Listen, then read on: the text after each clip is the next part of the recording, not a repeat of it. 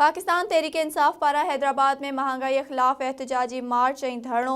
महांगाई जी ज़िम्मेवार इम्पोर्टेड हुकूमत करार। पाकिस्तान तहरीक इंसाफ पारां हालानाका खां गुल सेंटर हैदराबाद ताईं महांगाई ख़िलाफ़ मार्च करे धरणो हयो वियो।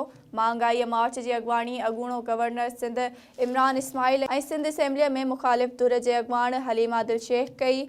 सिंध जे अॻूणे गवर्नर इमरान इस्माइल मीडिया सां ॻाल्हाईंदे चयो त इम्पोर्टेड हुकूमत खे 55 रुपया किलो अटो महांगो नज़र आयो, जेको हाणे 155 रुपयनि ताईं पहुची चुको आहे। हिन चयो त महांगाई ख़िलाफ़ एहतजाज कंदड़ इन्हनि खे गद्दार नज़र अची रहिया आहिनि। राणा सनाउल्लाह ऐं संदसि पोइलॻनि खे हिकु भेरो ॿीहर इलेक्शन में अचण जो चैलेंज करियां थो। हिन चयो त इमरान ख़ान मुल्क जो असल लीडर आहे। क़ाइदे आज़म खां पोइ इमरान ख़ान खे अवाम जी सभ खां वधीक हिमायत हासिल आहे। इन मौक़े ते सिंध असेंबलीअ में मुख़ालिफ़ धुर जे अॻवान हलीम आदिल शेख मीडिया सां ॻाल्हाईंदे चयो त अॼु जी ही रैली पाकिस्तान जी मजबूर अवाम जी आहे। ही ज़िंदगी ऐं मौत जी जंग आहे। जॾहिं ही महांगाई ख़िलाफ़ एहतजाज कंदा हुआ तॾहिं अटो 55 रुपया किलो हो ऐं अॼु कणक जो अटो 155 रुपयनि ताईं पहुची चुको आहे।